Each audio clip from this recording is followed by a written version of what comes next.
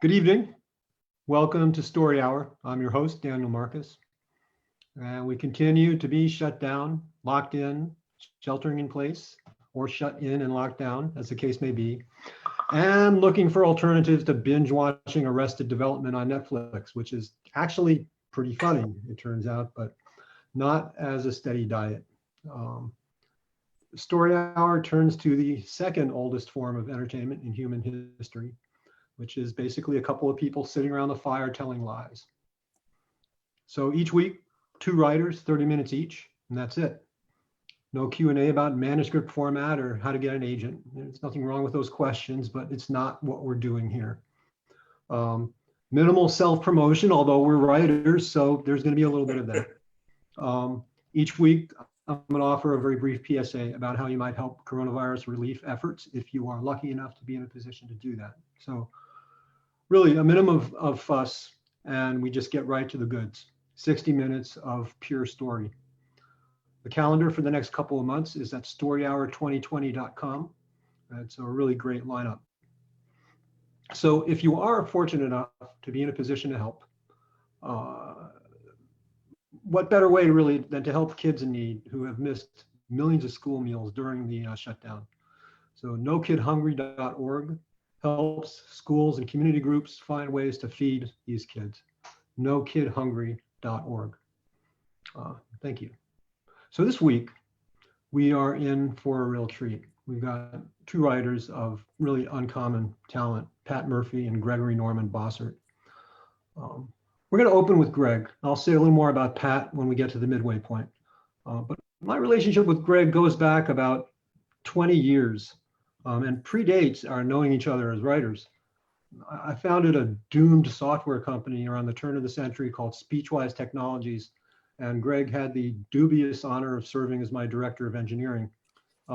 He wasn't writing yet, at least not publicly, although I'd been around in the magazines for a little while. I believe he was aware of that. So I think Greg knew me at the time as basically a shitty COO and a pretty decent writer. Speechwise slammed into the reefs of the internet collapse at high speed, and Greg and I stayed kind of loosely in touch over the years, mostly via mutual friends. Then out of nowhere, about 10 years ago, Greg appeared on the writing scene, just fully formed like Athena sprouting from the head of Zeus, just producing this beautiful, wise, and incredibly accomplished work. His short fiction has won the World Fantasy Award, and he has appeared all over the place, among others, Asimov's Saturday Evening Post, Tor.com, just to name a few. So I'm very happy to have him here tonight, and in a moment, you will be too. If you're here via Zoom, please mute your mic, but feel free to leave your camera on if you're so inclined, and feel free to use chat. For our friends on Facebook Live, feel free to comment as well, although of course we can't see you. So Greg, it's all yours. Thanks, and yeah, I think you must have planted a seed there. It just took a little while to get going. This story, though, is fairly recent. I wrote it, I think, in 2017, and it appeared in Conjunctions, which is the magazine from literary journal from Bard, in 2018. It's the Cabinet of Curiosities issue. It's called The Empyrean Light. Something was lying in the street. Ms. Vronsky thought she saw it move, but by the time she dug her way up the stairs with her keys and the bag with the milk and the crumple of supermarket flyers and her satchel of ungraded homework, she was no longer certain. Curious, she peered down at it through the brittle curtains. Between the steep angle and the dim light of the street lamp, all Ms. Vronsky could make out was a featureless black lump of undecided shape or size. As she watched it moved, slowly up like a hand raised in hesitant recognition, then uncertainly down again. She stepped back from the window with a vague sense of embarrassment and went to put the kettle on. "It's a bag, one of those green trash bags for the leaves," she said to the teapot. But this explanation didn't sit well in Ms. Vronsky's stomach. Something about the motion she'd seen was too deliberate to be the wind, more like the pouring of the milk than the way it swirled afterward in her cup. An image came to her so vivid and visceral that she spilled her tea, of an infant escaped from one of the houses that lined the other side of the street, its little hands and knees bruised and filthy from the asphalt. She leapt up and out, her stocking feet slipping on the stairs, stopping only to wedge open the building's outer door with a brass ashtray, which stood guard there, as she left her keys in her apartment. Even before she reached the curb, she could see the shape was not a child. Thank goodness it was too small, too angular, too sight-confoundingly black. But what it was not clear until she, walking more slowly now with the pavement under her soles still warm from the faded day, was right upon it. It was a crow. It lay on its right side, head facing the far sidewalk, legs straight out as if it had simply toppled over. Seen up close, the black of its feathers shed the twilight in a thin prismatic wash. No visible damage, no tire tread or cat slash, no mar or twist of disease. Its eye was a hole into the dark. As Ms. Wronski stood there, hands on knees, the crow's left wing slowly rose to point at the sky and then down. The motion had the steady deliberation of clockwork or of a bloom unfolding. A nervous reflex, Ms. Wronski said. She was answered by a low guttural rattle. Standing on the curb was a second crow. It shuffled its feet in the concrete, looked down at the crow in the road, then up at her. It made the rattling sound again, followed by a tisk, tisk, tisk. Oh dear, Ms. Wronski said. She looked around. The street, which was never busy, was deserted. A few windows flickered with TV light. The elms were black against the green sky. The yellowing leaves of the maple that had toppled a few days ago in front of Mr. Gemitter's house trembled in the breeze. Tisk, tisk, tisk, went the crow on the curb. Oh dear, Ms. Wronski said again. She read that crows mated for life, or was one crow or the other a fledgling, still dependent despite its full midsummer growth. Ms. Wronski flashed on her early vision of a stranded infant and shuddered, though the breeze was warm. The crow in the road's wing rose and fell. There was a twig in the gutter, debris from the toppled maple. Ms. Wronski picked it up and with an apologetic grimace at the watching crow, poked the fallen one. There was no reaction. She looked up at the crow on the curb. It's gone, dear, she said to it. I'm sorry. The crow lowered his head with what seemed like patience. Ms. Wronski imagined it keeping vigil through the night, through the morning's cars and the bikes and the children chasing the rumble of the school bus, through the inevitable crushing and the heat and the flies. She sighed. For all its pristine, shimmering feathers, Ms. Wronski could not bring herself to pick up the fallen crow with her bare hands for fear of disease. Do we have West Nile virus here? She wondered. And for the simple strangeness of such intimacy with something wild. Her twig was too thin to lift the body, and the scattered maple leaves too small. I'll be just a minute, Ms. Wronski said to one or another of the crows. She shuffled across the street and up the walk, stopping in the door of the apartment building to tug loose a bit of leaf that had stuck to the sole of her stockings. She didn't want to part with the rubber gloves she used for cleaning. They just reached the perfect softness. And anyway, they smelled strongly of bleach, which seemed disrespectful of the crow's nature. She thought of using the supermarket flyers, but then, under a sudden inspiration, searched the kitchen drawers till she found the oven mitt her fourth graders had given her a few years back. It was shaped like a bear with a flap for the jaw. She brought her shoes this time and her keys. The two crows were still there, the one in the road and the other on the curb. Apart from them and the litter of Mr. Gemitter's toppled maple, the street was still empty. The crow's wing rose and fell as if to welcome her back. Ms. Wronski slipped the oven mitt on her hand and worked the jaw a few times with her thumb.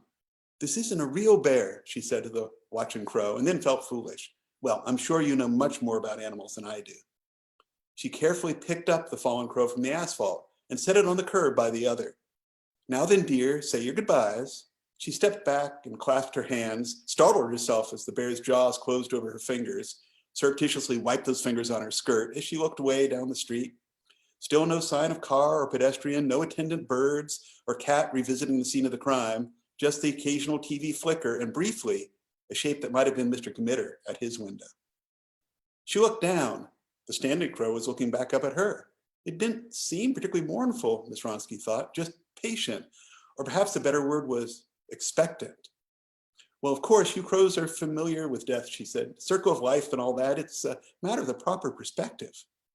The fallen crow's wing rose and fell as if in acknowledgement. The watching crow watched Ms. Wronski. Well then, here we go. Ms. Wronski picked up the fallen crow, and with a check of the street, still empty, and Mr. Gemitter's window, likewise empty, she walked solemnly with the crow held before her across the street and up the walk to the door of the apartment building, and then left and around the corner to where the bins sat. She opened the lid of the trash can with a free hand, and the stench swirled out, so thick it was visible in the light from the street lamp. Pizza and Chinese food and coffee grounds and used diapers and stale beer and the unnatural tang of Pine Sol cleaner. Ms. Wronski winced, turned her head to catch a breath, saw that the other crow had moved to the walkway, still watching. Ms. Wronski blew the breath back out and lowered the lid. She bit her lip and looked at the other bins. Recycling seemed too far a stretch, circle or life or not, and the rules of what could be recycled were very thorough. But the next bin was labeled yard waste. You might not be quite what they had in mind, Ms. Wronski said to the crow in her hand, but you certainly spent most of your time in the yard, and I'm sure you're biodegradable. She looked over her shoulder somewhat guiltily. Mr. Gemitter's house was just across the low fence from the bins. It occurred to her that Mr. Gemitter also spent most of his time in the yard and was likewise biodegradable. She swallowed the sudden urge to giggle. We won't toss him in the bin just yet, she whispered to the crow, no matter how distraught he was about the maple tree crushing his roses. The yard waste bin was larger than the others, a steel box on wheels that picked up and dumped by a special truck once a week. Ms. Wronski stood on her tiptoes and pushed up the lid. It smelled encouragingly of grass and wood chips. She hooked the arm that held the crow over the edge and levered herself up. Inside, the bin was dark, and as her eyes adjusted, she could see that it was entirely empty. She opened the potholder's felt-toothed jaw. In the dark of the bin, the crow shimmer was lost. It was a black, featureless form, as it had been when she first glimpsed it in the street. It was surprisingly heavy, lying in her potholdered palm at the end of her extended arm. She always imagined all birds as feather-light, but the crow felt like a bag of apples or a pint of milk. She imagined how it would drop from her hand, not flying but falling, to land with a thud and the low bell thrum of the bin's steel floor, to lie on that bare steel floor in the dark until the truck came. She closed the bear's jaws again around the crow, slid her feet back down and closed the lid. Oh, for goodness sakes, Ellie, get a grip, she said to herself. She walked back around the corner to the front door. The other crow hopped back a few steps and looked up at her. Tisk, tisk, tisk, it said. Indeed, if I've taken on the responsibility, I might as well do a proper job, Ms. Wronski said. I'll just be a few minutes. She unlocked the building door, a bit awkward with her right hand since the crow was in her left, went up the stairs and unlocked her own door. She spread the supermarket flyers on the coffee table and set the dead crow down, set the bare potholder next to it, fetched her abandoned tea, and sat herself on the love seat. The crow looked utterly alien there amongst the school papers and knickknacks and stacks of books. The gleam of its feathers, the dark of its eye, the smooth reversing curve from beak to neck to back, its perfect stillness, all made the apartment look tawdry and transient. The crow's wing rose and fell. If Ms. Wronski hadn't finished her tea, she would have spilled it again. She got up, put the cup in the sink, stood by the fridge with her hands on her hips and frowned at the crow. It looked no less alien from the vantage of the kitchenette. Then she carried the kitchen stool into the bedroom and stood on it to rummage through the top shelf of her closet till she found the box that held the black patent pumps that she'd just worn the once and had thought to return, but hadn't. She took out the pumps and set them on the floor with her other shoes. The shoebox no longer had its tissue paper, but the green scarf with the floral pattern that she sometimes used to wrap her hair on blustery spring days was hanging there on a hook. As she came back to the front room, Ms. Wronski heard a throaty rattle. She leaned over the crow on the coffee table, but it was still silent. The rattle came again from the window. She pulled aside the curtains, and there, balanced on the narrow ledge, was the other crow. It peered past her at the table and tilted its eye up towards her. Ms. Wronski pondered for a moment, then shrugged. In for a penny, she said, and opened the window. Crow just shuffled forward a little bit onto the flat of the window ledge, but did not enter. You're welcome to come in, Ms. Wronski said, and then wondered if, vampire-like, it was now free to come and go as it pleased in the future. Though, of course, the future might not be long for a crow, as the bird on the table attested. The crow on the ledge just blinked and preened a feather flat. Suit yourself, Ms. Wronski said, though if I had stayed at the window when I first saw your friend in the street, I would have never figured out what was going on. As I said, it's a matter of perspective. The crow in the window tilted his head with such a dubious look she would have found a bit cheeky in one of her students. Well then, my name's Ms. Ronsky. She underscored the Z in Ms. Like she did with her students. They invariably said Mrs., and that oaf of an assistant principal always insisted on Miss with a drawn out S and a disdainful leer. But then again, he complains about the pseudo intellectual, so I pay him no mind at all, she said. Back on the love seat, she shook out the scarf, folded it triple, the nylon was quite sheer, and lined the shoebox with it. It will be just like sleeping in a lovely meadow, she said to the crow on the table. Then she put the bear back on and picked up the crow. If you're not really dead now, it would be a good time to let me know, she said. The crow wing was still, its legs stiff, its eye focused on nothing but the darkness within. Ms. Ronsky set the crow in the box and tucked the ends of the scarf over as tightly as she could, thinking of that wing rising again. Then she fit the box lid on, took the bear off, and stood. She turned to the window, but the other crow was gone. Mr. Gmitter was at his window as she came out the door to the apartment building. His hands were on the glass, staring down at the fallen tree. But by the time she reached the fence to his yard, he was gone again. The other crow was there, however, perched on the maple's upturned roots. Tisk, tisk, tisk, she said to it. It ruffled up its feathers and shook them smooth again. The maple in Mr. Gmitter's yard had fallen for no reason Mr. Gmitter had been able to discern last Sunday night. And when it fell, crushing Mr. Gmitter's roses and a section of the fence, it had left a circle of upturned dirt where the roots had been. Ms. Ronsky set the shoebox in the center of that circle. And then, after another careful check of Mr. Gmitter's window, she fetched the shovel he had left leaning against the house and dug a neat rectangular hole adjacent to the box.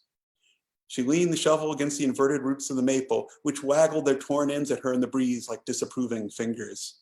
Well, it's not your dirt anymore, is it? Ms. Ronsky said to the roots. There's no space in front of my building, and I'm sure Mr. Gmitter would rather not find another hole in his lawn. She knelt and lowered the box into the hole. Then she stood, brushing the soil from her skirt. The watching crow jumped down by the little grave. Ms. Ronsky could not tell if it was looking up at her or down at the shoebox. In the last light of the sky and the dim glow from Mr. Gmitter's window, the box glared, glossy green striped white cardboard stamped with the logo of the manufacturer. The light that bounced from it took into the surrounding soil was the flat sheen of the TV flicker. Nothing at all about it looked natural. The shoebox lid slowly rose and slid to the side. The ends of the scarf fell open. The black arrow of the buried crow's wings pointed up at Ms. Ronsky.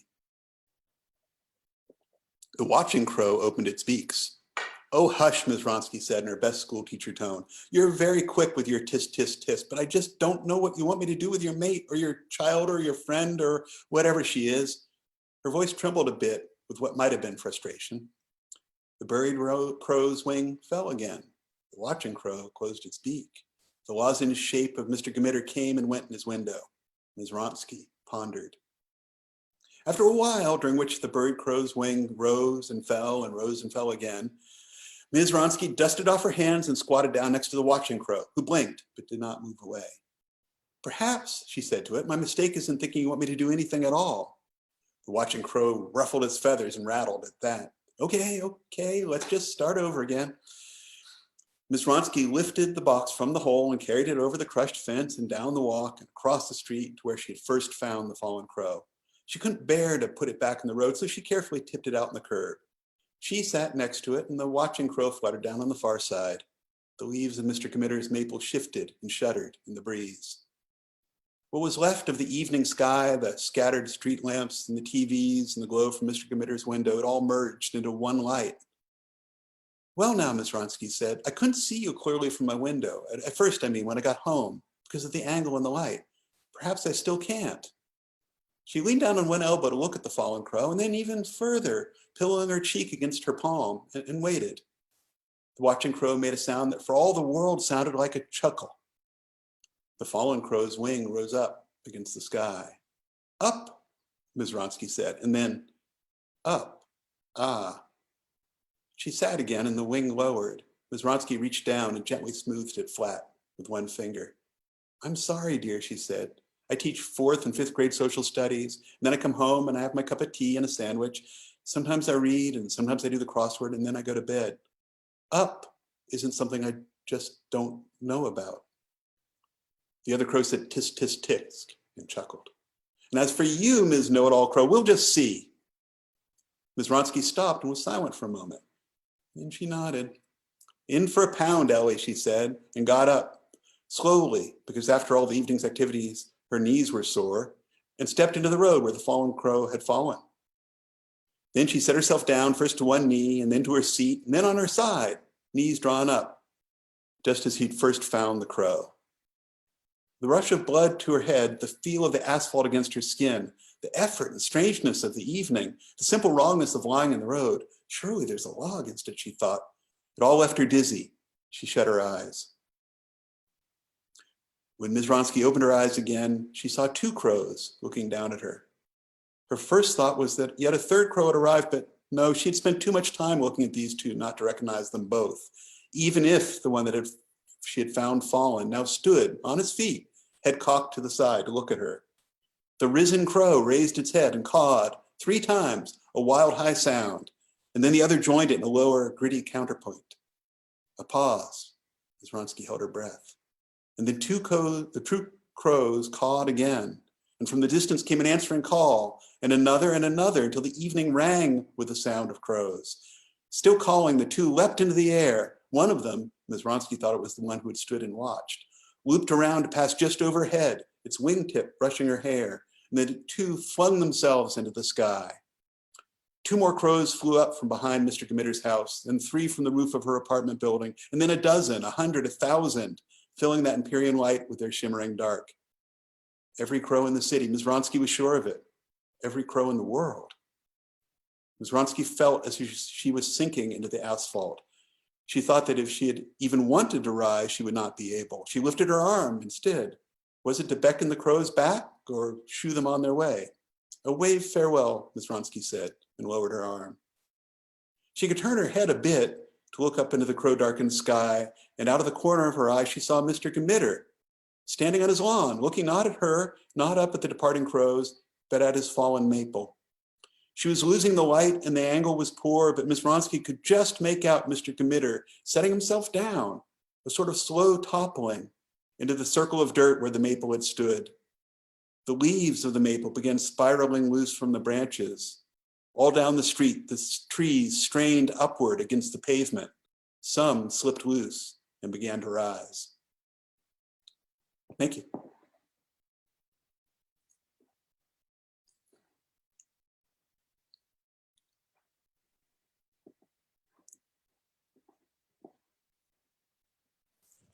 That was great. Thank you. Thank you. Perfect. I should add that Conjunctions is hard to find, but that was reprinted in Paula Garan's A Year's Best Dark Fantasy 2019, which Cool. should be available in all your local book joints.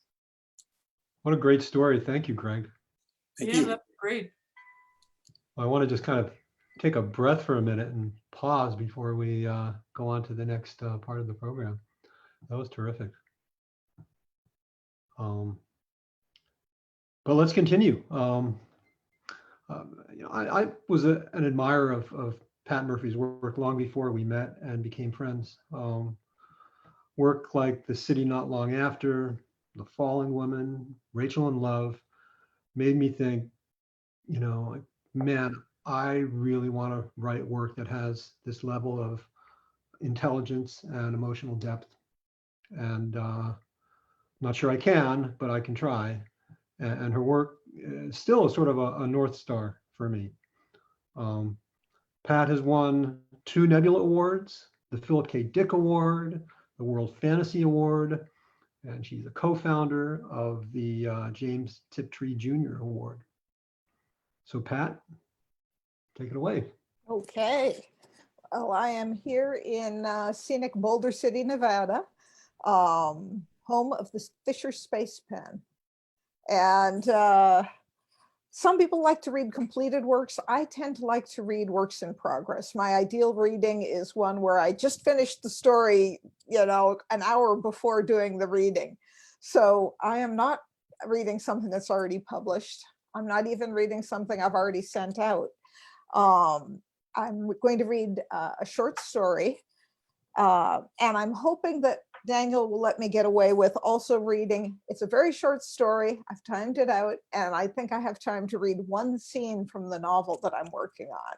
Oh, I know go for that's it. a little bit of a break with procedure, but I think during this time of quarantine, some people are into escapist reading, and I'm doing a little bit of escapist writing in the novel. So the story, not so much. But anyway, I'm going to read you a story. And in these days of isolation, I thought I'd read a story about connection. And this is a story I think is funny, but I don't know if anyone else will think it's funny. We'll find out. Anyway, if you want to laugh, you can hit a reaction button or turn off your mute and laugh. That's fine.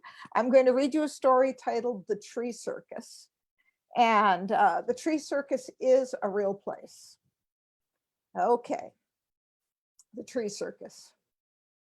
To keep you from worrying, I'll tell you right now that this story has a happy ending. The beginning is not so happy.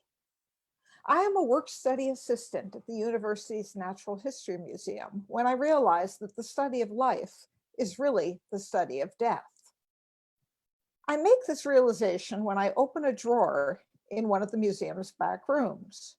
The drawer is full of dead birds, each one neatly labeled with a metal tag on one of its stiff little legs, each one gutted and stuffed and carefully preserved.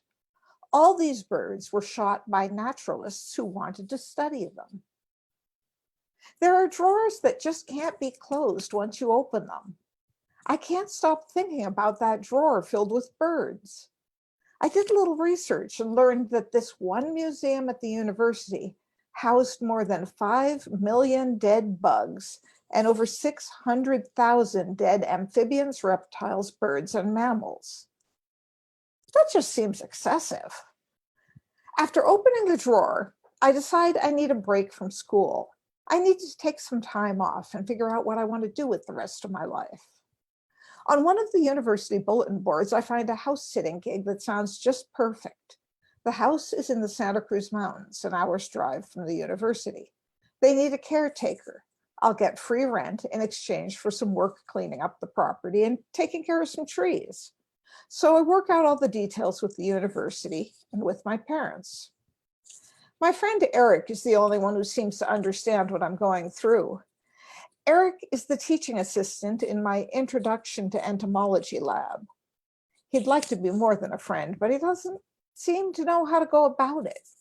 He's cute in an uber geeky sort of way, but he's totally clueless. I could make a move on him anytime I wanted, but I'm not up for it right now. I like entomologists. They don't use euphemisms like "the rats were sacrificed" or "we sampled the population." Nope, they just pop their bugs in a killing jar and that's that. A brutal kind of honesty. Eric's office is in the basement of the bio building. The whole floor reeks of death. There's a domestic beetle colony just down the hall. Those are the beetles that the Natural History Museum uses to clean flesh from the bones they want to preserve. Those beetles and the bones they are cleaning have a smell that defies any air freshener. I don't think I belong in the university, I tell Eric. You're taking organic chemistry, he says. Everyone feels that way when they're taking organic chemistry. I shrug. It's not just organic chemistry, it's all the dead birds. He nods, frowning. He's trying to be understanding, I think, but he isn't very good at it. He reaches into the drawer of his desk and pulls out a brown paper sack. Going away present, he says. I peek inside. The aroma of chocolate and pot overpowers the scent of death. Eric is a good friend. That afternoon, I drive into the Santa Cruz Mountains in my old Toyota. It's raining. It has been raining for days. Sometimes a steady rain and sometimes a downpour. I keep the windows of the car down because the defroster isn't working and open windows are the only way to keep the windshield from fogging up. The left half of my head is damp from blowing rain. But the house I'm taking care of isn't much better than a shack. There's a wood-burning stove for heat, but the wooden windows won't close all the way. Plenty of fresh air. It's furnished with stuff that no one would buy at a garage sale. I unroll my sleeping bag on top of the old double bed in the bedroom. I haul in some wood from the woodpile that's tucked under the eaves of the house where it stays dry. I stoke the wood-burning stove, eat some bread and honey I brought along, and fall asleep to the sound of rain on the roof. In the morning, a line of ants is marching across the kitchen. They are coming in through a crack in one wall, forming a neat procession that runs along the baseboard, then climbs one leg of the wooden kitchen table. They make their way across the tabletop to the honey jar. Eric is very fond of ants. For a moment, I sit at the table in the wobbly wooden chair, watching the busy insects, considering them as Eric might. All the ants that are marching across the table are female. They are the workers of the ant colony. Male ants, Eric explained to our class, are good for only one thing, a single mating flight with the queen ant. The male ant's entire life's work is a quick fuck in which he delivers his payload of sperm. Then he's history. Eric seemed almost embarrassed when he told the class this. Ants communicate with smells, Eric told us. More specifically, they communicate with chemicals known as pheromones. A scout searching for food deposits a scent trail, kind of like Hansel and Gretel's trail of breadcrumbs. When an ant finds food, she can follow this trail back to the nest. If you move an ant away from her trail, she can't find her way home. I take the jar of honey off the table and out to the back porch. I set it down on the back steps and watch the ants. They're confused. Eric was raised in a family of women, 3 sisters, no brothers. His father passed away when he was 5. Eric mentioned once that he wanted to introduce me to his sisters. I got the feeling that he thought I had wandered away from the nest and lost the scent trail home. I think he wants to save me. The ant colony, according to Eric, functions as a superorganism. Each ant is an individual entity, but they work together as a group. Individual ants are not concerned with their own welfare. All work for the good of the colony. Sorry, ladies, I say as I watch the ants mill around on the wooden step, wandering in circles. I feel bad that they'll never get home. The rain has stopped, and I figure I'll check out the property. I take Eric's gift with me. The real estate agent who interviewed me for the house sitting gig took me on a tour and told me about the guy who originally owned the house. Back in the 1940s, a Swedish immigrant and bean farmer named Axel N. Erlandsson modified the trees on this property to create a roadside attraction that he called the Tree Circus. Working methodically and employing his own secret methods, Axel N. Erlandsson grafted and twisted trees into unnatural shapes. The Tree Circus was never a very successful tourist attraction. Life magazine and Ripley's Believe It or Not both featured articles about the trees, but people just didn't want to shell out money to see trees, however strange they might be. The driveway is straddled by what Axel N. Erlandsson called the two-legged tree. Trunks on either side of the driveway arch toward each other and join into a single thick trunk directly above the center of the roadway, looking like a very bow-legged giant. I walk along the gravel path that winds through the trees. Axel N. Erlandsson had given names to all the trees. Most of the names are pretty unimaginative. The ladder tree forms a living ladder, 2 tree trunks joined by horizontal branches linked like Siamese twins.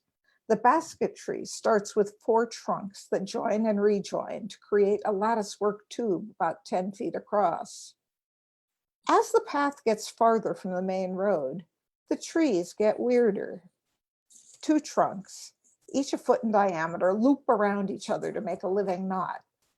A trunk rises from the ground, then splits in 2. Each of the trunks forms a helix, spiraling gracefully upward. Some 15 feet above the ground, the trunks rejoin.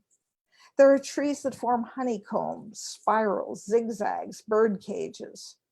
The real estate agent didn't tell me the names of these trees. Farthest from the house, there is the tree that Axel N. Erlandsson dubbed Home Sweet Home. 4 trunks are bent and twisted and grafted to make a living chair. Right beside the chair is a set of brick steps. I climb the steps and make myself comfortable on the mossy seat. Damp, but not half bad.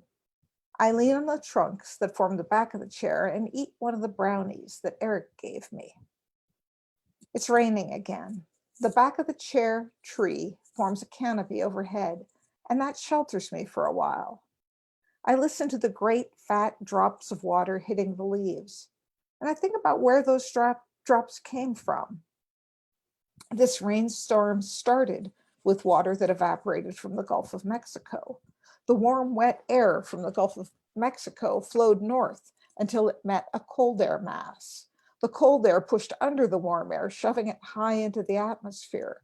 Way up there, the water condensed into rain. That rain fell on the tree, through the leaves, on my head, down my cheeks, and finally reached the mossy tree beneath me. Eventually, that water will trickle down into a stream that runs into a river that flows back to the sea. A great circle, and I'm part of it. I call Eric on my cell phone. I had promised to call and let him know I was okay. Great brownies, I say. I thought you'd like them. There were a bunch of mushrooms in the wood pile, I tell Eric. I wish I knew if they were edible. I have the munchies. What did they look like? I described them. Sounds like Amaryllia, he says. Not edible, but very interesting. The mushrooms you see on the woodpile are the fruiting bodies. Most of the fungus is underground. There's a giant Amaryllia in eastern Oregon that some biologists claim is the largest organism on the planet. It covers an area of about 3.5 square miles. They think it's more than 2,400 years old. Did you say miles? And it's all one fungus? Miles, he repeats. In the area they sampled, all the bits of fungus have identical DNA, and it's all one big interconnected mass. They're still trying to figure out if one part of the organism can communicate with another. I am feeling like one large interconnected mass. I'm not sure one part of me can communicate with another part of me. I'm connected to Eric by electromagnetic waves that carry his voice to my phone. I'm connected to the atmosphere by the rain. I'm connected to the tree. Looking down at my foot, I see that some moss from the tree has crept up onto my ankle, caressing the exposed skin between my sock and the cuff of my jeans. You know about aspen groves, right? Eric asks. No. I'm watching the moss on my ankle, thinking about what a lovely color it is. Aspen reproduce by sending out lateral roots. Shoots from these roots become new trees. That's why all the aspen trees on a hillside change color at the same time. They're all part of the same organism, a superorganism. After Eric hangs up, I stay in the tree, thinking about ants and aspens and superorganisms. The moss has covered my ankle entirely. I can feel it creeping up my leg underneath my jeans. My hair is wet. My clothes are soaked. That doesn't bother me anymore. There's a strong aroma of rot, but I don't mind that either. It's not a bad smell. In fact, it's welcoming in a way. I like it here in the grove of the world's strangest trees. The real estate agent told me that Axel N. Erlandson never told anyone how he made the trees grow into such strange shapes. When people asked, he just told them that he talked to the trees. The rain whispers in the leaves. Or are the leaves whispering? I think about the Swedish bean farmer talking to the trees, and I think about the trees talking back. I think about the aspen grove and all the connected trees. It must be nice to be so connected, your roots reaching out so far. I feel my consciousness spreading out. In Star Trek, the Borg say, "You will be assimilated." And people don't want to be assimilated, but maybe it's not such a bad thing. Maybe it seems bad to you, holed up in your own private brain, but maybe you just can't imagine what it's like to be part of the greater whole, so comfortably close to all your sisters, always comforted by the scent of the hive. You don't know what it's like to be part of a great grove of aspen, roots tasting sweet loaminess by the bank of the stream, the sharp tang of dissolved calcium near a limestone outcropping. I could stand up. I could leave this chair made of trees. Nothing is stopping me from going back to the house. The moss has reached down into my sneakers, but I don't have any urge to leave. I like it here. Out here in the woods, death is not an end. I won't be preserved like a taxidermied bird. Out here, death helps sustain life. Ever looked at a compost heap? It's a squirming, churning, wriggling mass of pill bugs, worms, springtail slugs, and that doesn't even count all the critters that are too small to see with your naked eye. When something dies, a bunch of other organisms get a boost. I feel welcome here. I think Eric will come looking for me. And I know that when Eric comes to find me, he will be welcome too. Isn't that a happy ending? Oh, man. Wow. Well, did anyone else think it was funny? Oh, yes. Oh, yes. I'm happy, very happy. Very, very happy ending.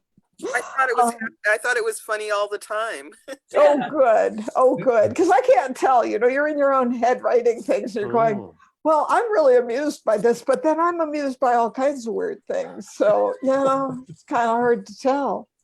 So it's funny, and ha-ha funny at the same time. Yeah, it's funny and funny. That's right. Funny, Well, I think that's a real place, right? The Tree Museum? The Tree Circus is a real place. I've seen pictures. Lisa Goldstein and I wanted to find it. And I knew basically where it was in the Santa Cruz Hills. Lisa Goldstein and I went there, and the house was deserted. We climbed over the fence and wandered through the tree forest, and a tree circus. And it is, as I described, it gets weirder and weirder the farther you get from the road. And there are, for a while, someone decided they were going to make it into Lost World. So they had fake dinosaurs. So there'd be these weird trees and fake dinosaurs and some Flintstones-like cave people. And we were going like, this is too weird. We got to get out of here. And we climbed back over the fence, and we were standing on the porch, having just climbed over the fence, when the real estate agent came up to the house and said, "Can I help you, ladies?" It's like, no, we were just looking for the tree circus. So anyway, real place. I got to take the kids sometime. Oh, you can't. Oh, you know what? They have taken all the tree circus trees and made an amusement park in Gilroy that has the tree circus trees there. I've never been there. I'm God knows there's so little of Gilroy to be amused about. Yeah, I know. It's got a funny name, and it was a guy who was also kind of obsessed with trees. It's, you don't have to make this stuff up. So now they're draped. There. Now they're draped in garlic, right? Oh yeah, exactly, Mhm. exactly. I'm thinking the Tree Circus and that Cadillac Henge, Oh yeah, that would be good. Could combine something with that. Yeah. Okay, well, I am going to read one more thing, Go for it. because I kept things short. And what I've been working on for, it seems like forever, is I've been working on a novel, and you've read part of it, Dan. It is titled The Adventure of Mrs. Darling. Oh, yes. And it is, I have long been obsessed by the story of Peter Pan, but the character who interests me is Mrs. Darling, because from her point of view, this is a child abduction story. Now, if you were victim of a crime in turn of the century London, who would you go to for help? Sherlock Holmes. And nobody knows this but me and everyone who's heard me read, but Mrs. Darling is actually Dr. Watson's niece.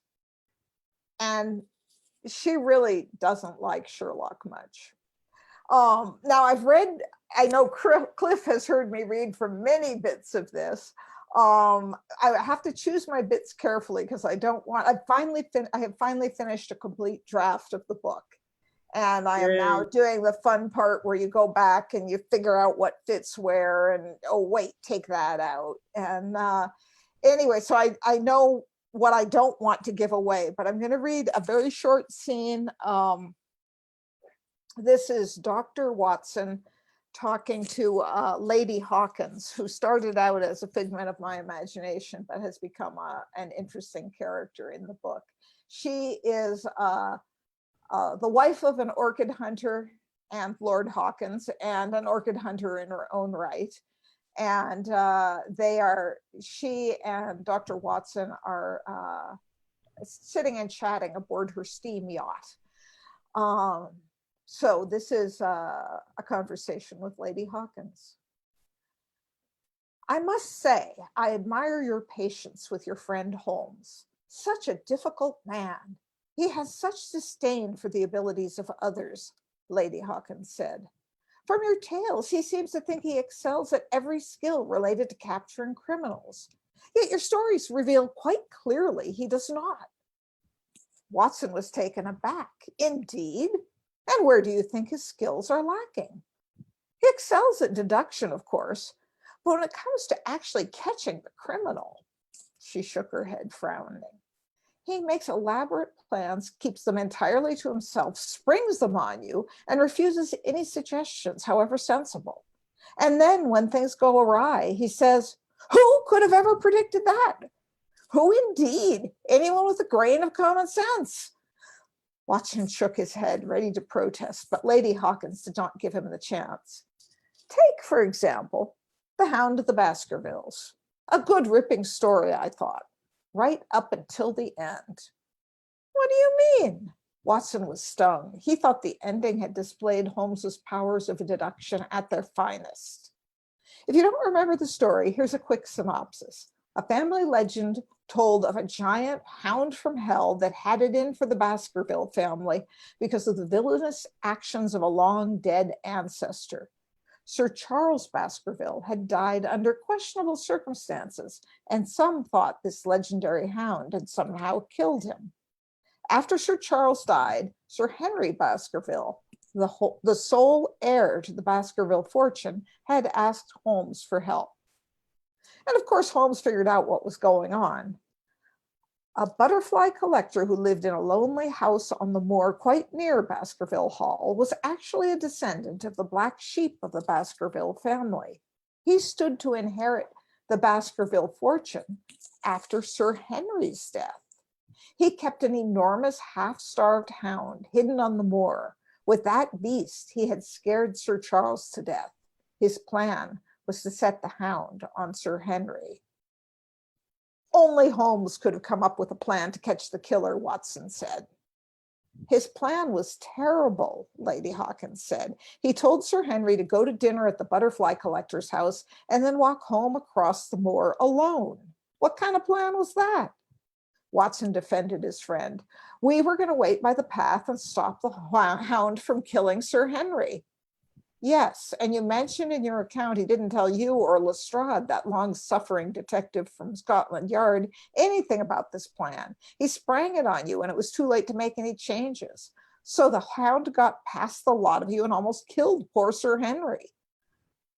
It would have been fine if the fog hadn't come in, Watson protested. Because of the fog, we had to pull back to higher ground.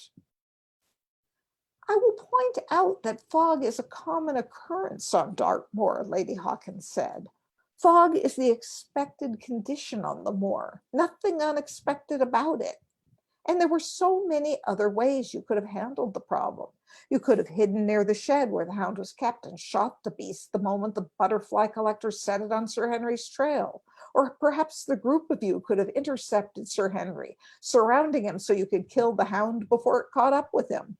At the very least, one of your group could have remained with Sir Henry while the rest of you left in pursuit of the butterfly collector. Holmes left him sitting alone on a rock, shivering in the darkness beside the carcass of the hellhound, while the rest of you gave chase. Watson blinked, overwhelmed by her list of possibilities. She had clearly given the story a careful reading. Now that he thought about the situation, it did seem rather strange to leave Sir Henry alone beside the dead hound. It wasn't completely dark, he muttered, feeling defensive. The moon was up. I'll stop there. I'm very fond of Lady Hawkins. I think you can Stop tell. there.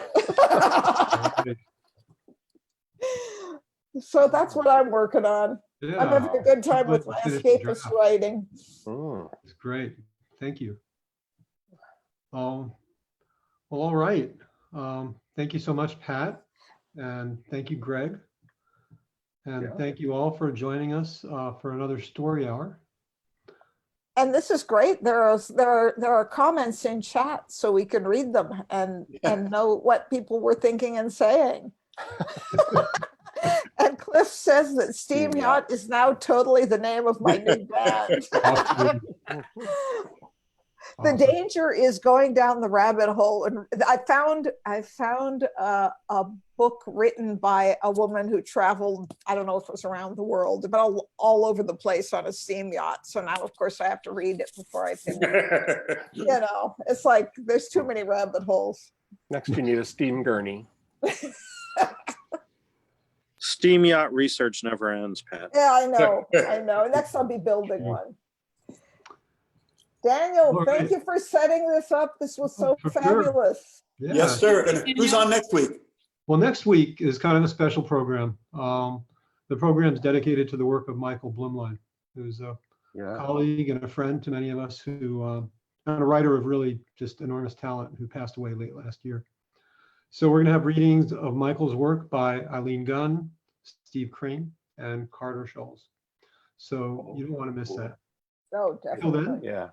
Till then, please stay safe. Thank you again, and good night. Good night. Good night, everybody. Great readings, guys. It was lots of fun. Thanks for coming. All right. Good night. Good night.